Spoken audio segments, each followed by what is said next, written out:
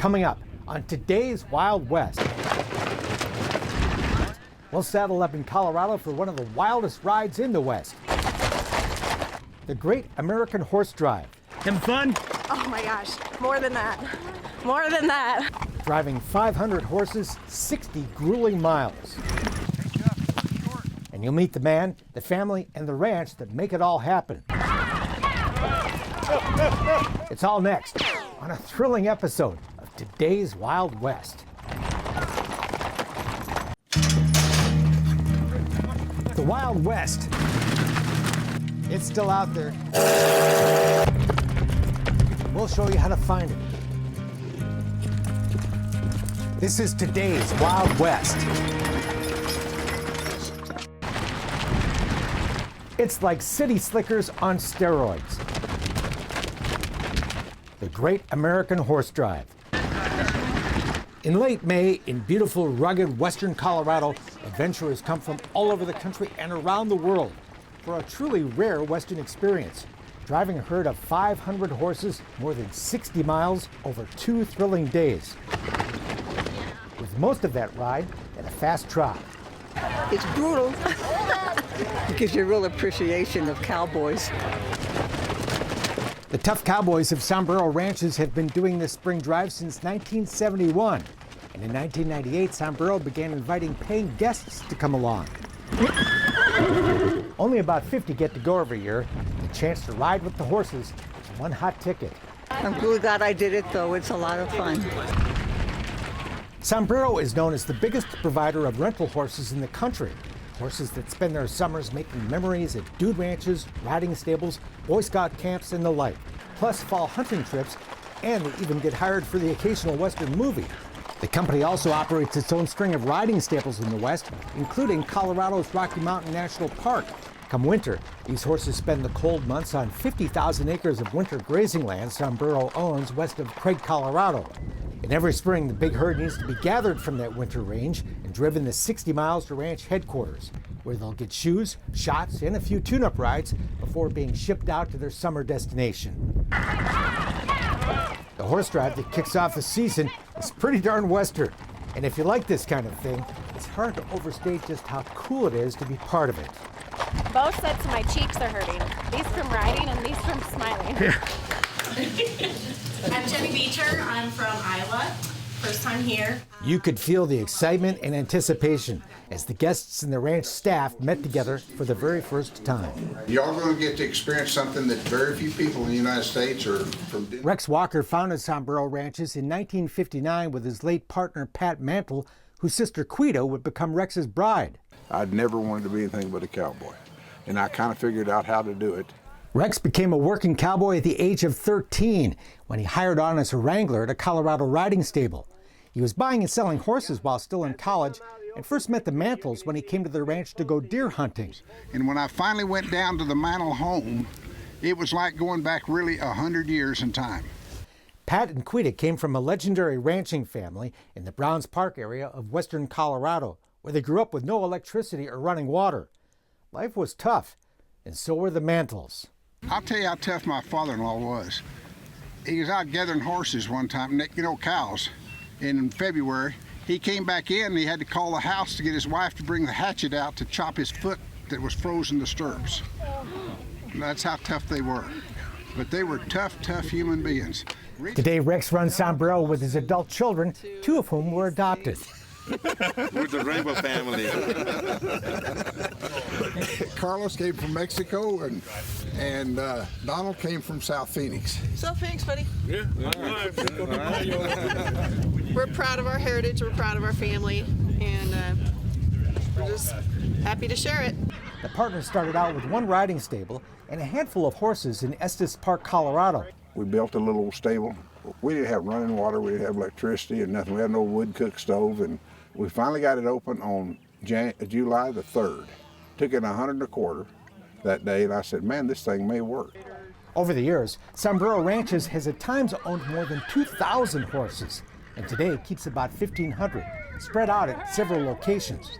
Driving this herd of 500 will be plenty for us to handle, but first we newcomers need to learn how to do that. And it all begins when we meet our horses. Every rider is assigned 2 mounts, one for each of those hard 30-mile rides coming up on Saturday and Sunday. When you're pulling back, pull back towards your belly button. Don't hold your hand up here, hold your hand near your neck. It's Thursday when we first get introduced to our new four-legged friends in the ranch riding arena. And later, head out for a get-acquainted trail ride. Western Colorado is the beautiful, unspoiled American West. Do you see the antelope, Wendy? The 46 guests here for this year's drive are split into 4 teams. Don't let the horses come to you. Be aggressive, ride to the horses. Longtime horse drive wrangler Johnny Garcia is my team leader, and he's soon teaching us the do's and don'ts of horseback etiquette, rules of the road we'll need to work well together as we drive that big herd. And I'm trying to be helpful, and I ride across Clinton like this without saying, excuse me, pardon me. I just insulted him. This horse drive is no nose to tail ride, and we'll be at a fast trot for much of the adventure. Trotting, also known as jigging, is the gait of a horse that can be especially tough to handle if you're a new rider or simply not in shape. And unfortunately, not everybody who starts the horse drive will finish it. It's a tough ride, and out of 40 guest riders, we'll have 20% can't make it. Lee says you can improve your chances by getting in shape, taking riding lessons, and learning to trot. Because there's a lot of trotting. We have people who have done a lot of trail rides, nose to tail, but when you get out here and start trotting for 30 miles, that's a little tough. And team leaders are there to help, like Christy Kramer, a Denver area horse trainer and riding instructor. You know, try and convey to the team that we will succeed, and we will make it through to the end from gate to gate. It's imperative that they do, and if they get tired or they can't make it, I'll take them with me and pony them. They will make it. Those who complete the entire 60-mile ride will be rewarded with a very nice commemorative belt buckle. If you have some fear, keep it on your shoulder. Just remember, it's teaching you to be cautious, not scared. Her team members and every rider who's come for this adventure are a fascinating cross-section of America. Here we go, 1, 2, 3. You know, it's the nostalgia. It's just there's a 5-year-old cowboy inside of all of us, and sometimes it just has to come out. Chris Allmendinger is a Tucson aerospace engineer. Greg Shafter is a pilot from Dallas. Yeah, it's a challenge. It's a challenge, but it's fun.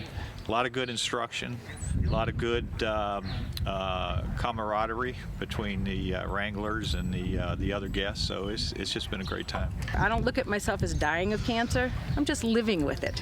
And Nancy REINISCH, better known here as Nancy Ray, is battling stage 4 breast cancer. Couldn't have found a better group of people to help a beginner know what they're doing. My group leader, Christy, everybody here at the ranch, I'm loving them. They make you feel pretty comfortable when you're pretty new at this sport. So I just want to say a big thank you to everybody at Sombrero Ranch. And here at Sombrero, the Old West is alive and well. What we're doing today is nothing that's different than we didn't do 150 years ago. Of course, we have the trucks and the trailers and all that kind of stuff, but the basic principle is just almost exactly the same thing they were doing then. Yeah, I live in France. And the chance to live the cowboy life still appeals to people all over the world. Have you always wanted to be a cowboy? Yeah. We have more and more people cowboying in France on weekends and so on. And we have tradition of horse in France.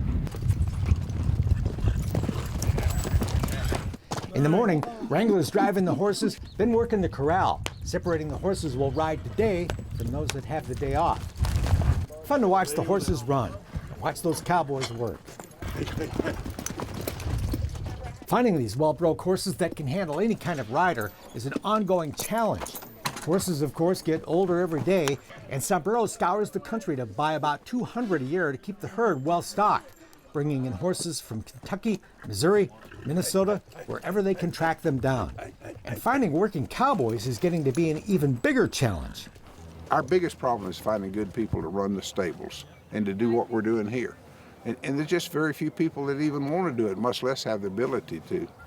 And I don't know what the next 25 years is going to bring, but we need some more cowboys. Cowboys like Nathan Brown. I mean, I like horses, but even more than that, I just like freedom. The 31-year-old Nathan has been working throughout the West for the better part of 10 years at ranches in Texas, Wyoming, Arizona, even Argentina. He can ride, rope, shoe a horse, even build leather gear. Just really every aspect of the whole lifestyle, I guess, is kind of taken over my lifestyle anyways. Nathan can play the guitar as well. And music around the campfire caps off a fine first day on the Great American Horse Drive. May mornings in western Colorado start off frosty, and the horses are frisky. As Sombrero cowboys bring in the herd and sort the horses for another day's ride. It's the day before the horse drive. We're back in the saddle for some final instructions from Johnny Garcia. If I'm a horse and I'm coming back to you guys, what I want you to do is step up to the herd, step up to the horse. Bang, make noise, ah! Do not let the horse get past you. That's tomorrow, but today we're off on the Outback Ride, a very fun horseback tour of the big, beautiful 20,000-acre ranch that surrounds Sombrero headquarters. What do you think so far? I think so far I've had the best day of my life every day that we've been here. The picturesque trail eventually takes us to the site of an old homestead, where we're greeted by some fine Western entertainment. How do you like your steak, bud? And a delicious steak fry. Fun stuff. After lunch, Rex will share some of the fascinating history of this area. But you couldn't drive to the Mantle Ranch until the late 40s because it was too tough. There were no roads. They went in back with horseback. And when they'd go in the wintertime, they'd stay there. And they couldn't come out. If somebody got sick, it was just tough. The railroad didn't get to Craig, Colorado until 1913. And the stagecoach ran here until automobiles finally took over about 1915. This was remote country in the late 1800s and a favored haven for outlaws like Butch Cassidy. When passing through, Cassidy and his Wild Bunch gang often visited the Herb Bassett Ranch, which also served as the local post office. There, he'd pick up his mail, buy beef and horses, and, the story goes, spend time with Bassett's attractive daughters, Anne and Josie. Both sisters supposedly had often on-again romantic relationships with Cassidy and other outlaws, but apparently no one involved had any problem with that. Anne, who lived to be 77, and Josie, who died at 90, reportedly encouraged those stories and certainly never denied them. Some also claim Ann Bassett bears a striking resemblance to the mysterious Etta Place, girlfriend of the outlaw, the Sundance Kid, and some say she was indeed that same person. But serious historians doubt the Cassidy romance tales and say the Etta Place story is a complete fiction. However, the Bassett women did indeed lead very colorful lives and have inspired several books, as has Brown's Park itself. Beautiful up here, huh? The Wild Bunch eventually faded away, but rustlers did not, until hired gunman Tom Horn showed up in 1900. 2 suspected rustlers were soon found dead, and the unsolved killings and Horn's reputation soon had the outlaws looking for greener pastures. Homesteading didn't last long here either. They bet you 160 acres that you could make a living on it, which was really a long shot, because nobody did hardly. Whoever moves the feet wins.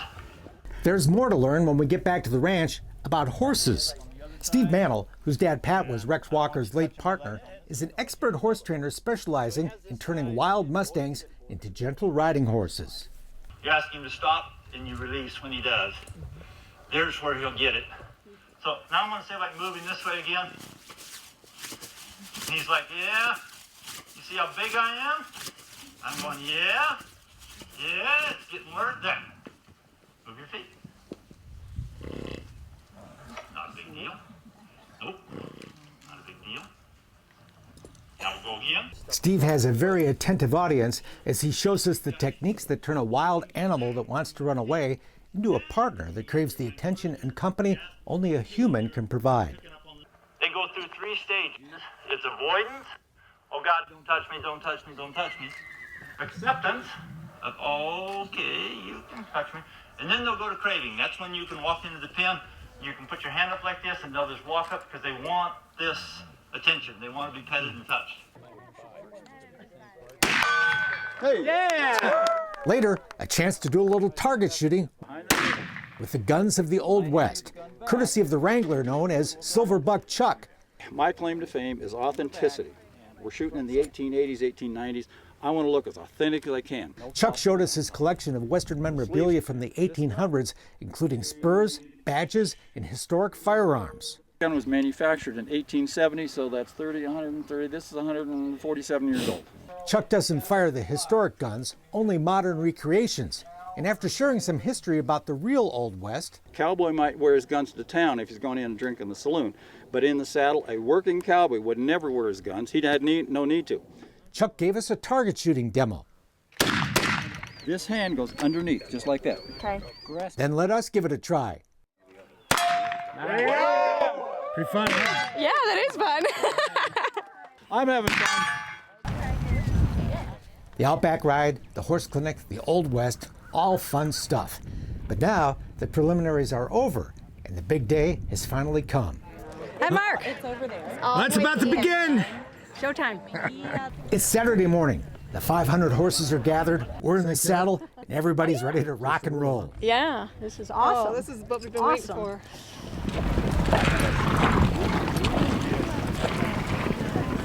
The horses come charging out of the big holding corral, and the Great American Horse Drive is underway.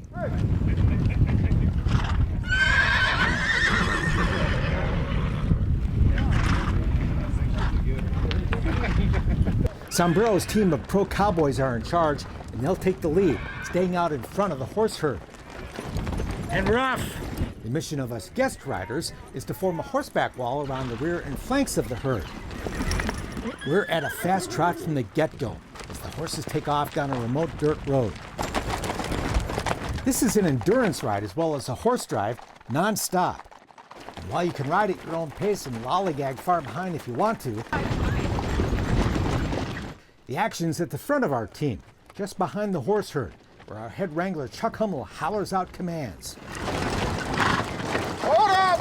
Hold up! There's an initial push of several miles down the road and over a bridge, and then we stop at a big meadow to regroup.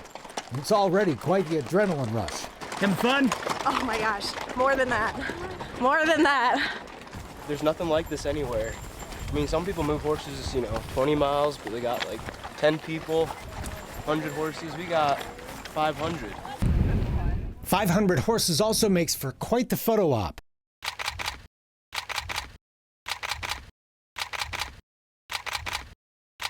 There is nothing like it in the whole world.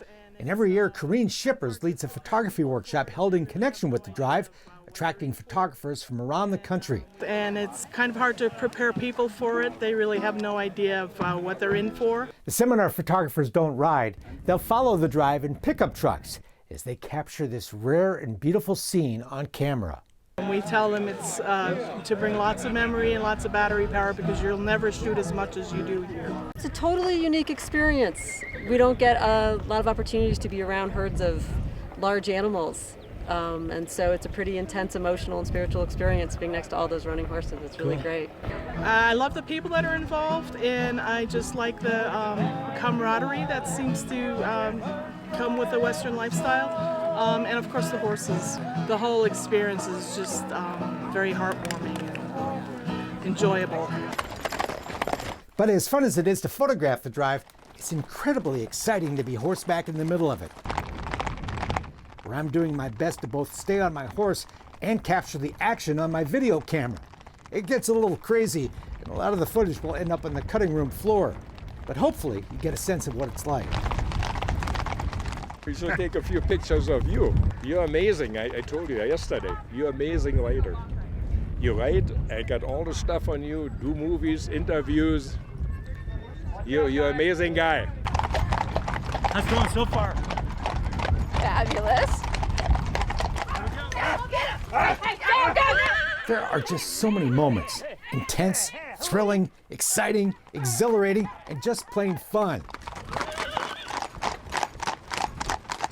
But those rare times when we slow down a bit are a welcome break as well. Well, hang it in. Everybody gets a breather at lunchtime when we're joined by the next generation of cowboys. This is Sawyer and this is Hudson. Twin sons of our head wrangler, Chuck. Won't be long before they're riding this drive with us. Lunchtime ends, we're back in the saddle, and the horses are on the move. And with a few miles behind them, the animals aren't quite as jacked up as they were first thing in the morning. It's calmed down a little, huh? It has calmed down a lot, but it's invigorating. Back on the move, the horses pick up the pace, and so do we.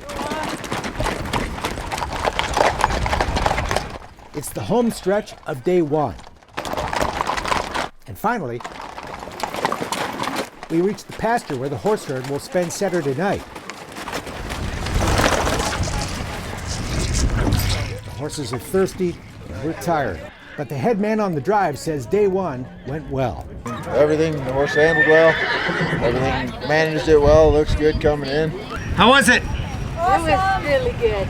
Those of us who made it are celebrating. Lot of fun. Lot of fun. But unfortunately, not everyone did. Some minor setbacks. Lost a few.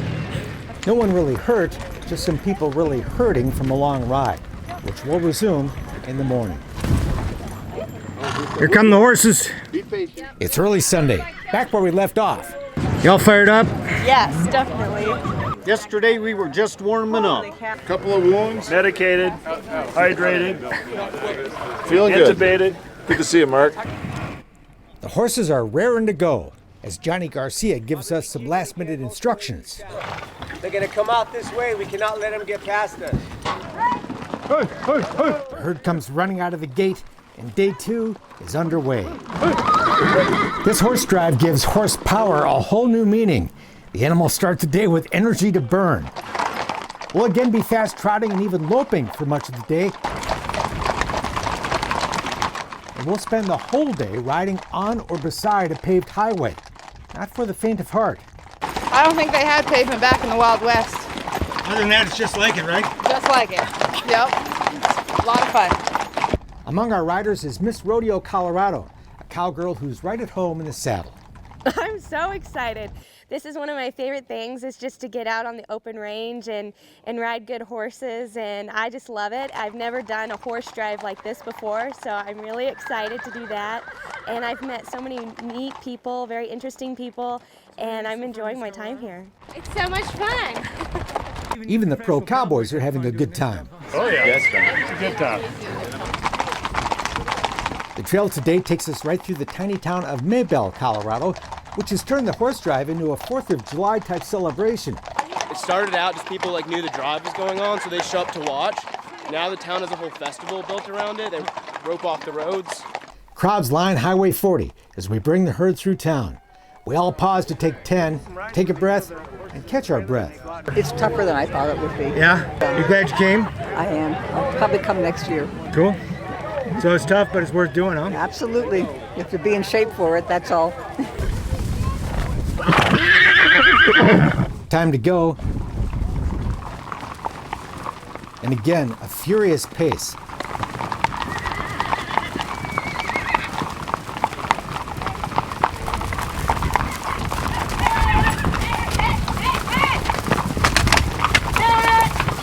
Horses are in a hurry, and there's lots of galloping to keep up. Lots of galloping. I just want to go fast. This is such a fun day. We're getting plenty of that, huh? Oh yeah, we are. Oh yeah. I had to hold my hat on. There were a few bumps along the way. Two of our best riders fell off and hit the ground, but both got right back on and finished the ride.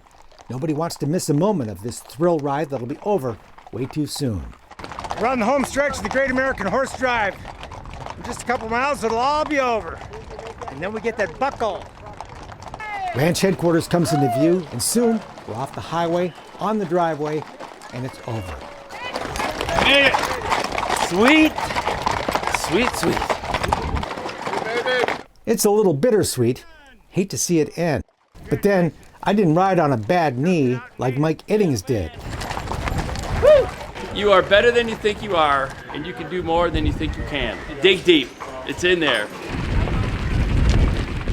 As cool as it is to drive 500 horses 60 miles, this is a piece of America that doesn't really exist in a lot of places. It's the people you meet that are the best part, like retired Navy SEAL Micah Fink, a horse-drive wrangler who founded Heroes and Horses, a program that uses horses to help military veterans. Sombrero Ranch is a wonderful, wonderful place, and you know, anybody willing to take this challenge will walk away and realize, wow, it's probably memorable as one of the greatest experiences they ever had. Come on up, Mark. Way to go, Mark!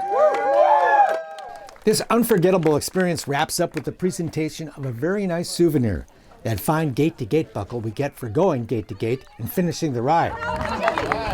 Say saddle sore! Everybody who rode goes home with a buckle, including a consolation buckle for those who couldn't finish but gave it their best shot. Thanks for everything. And every time you look at that trophy, you'll remember how lucky you were to experience that wild ride in today's Wild West. The Great American Horse Drive. That's it for now. We're back next time with more cool stuff from today's Wild West. I'm Mark Bedore. We'll see you down the trail. For more information on the people and places featured in today's Wild West, or to order show DVDs and books, visit todayswildwest.com. Funding for Today's Wild West provided by the Montana Film Commission, the Leggett Foundation, the Dude Ranchers Association, the Dude Ranch Foundation, and the Chuck Wagon Trail Riders Foundation.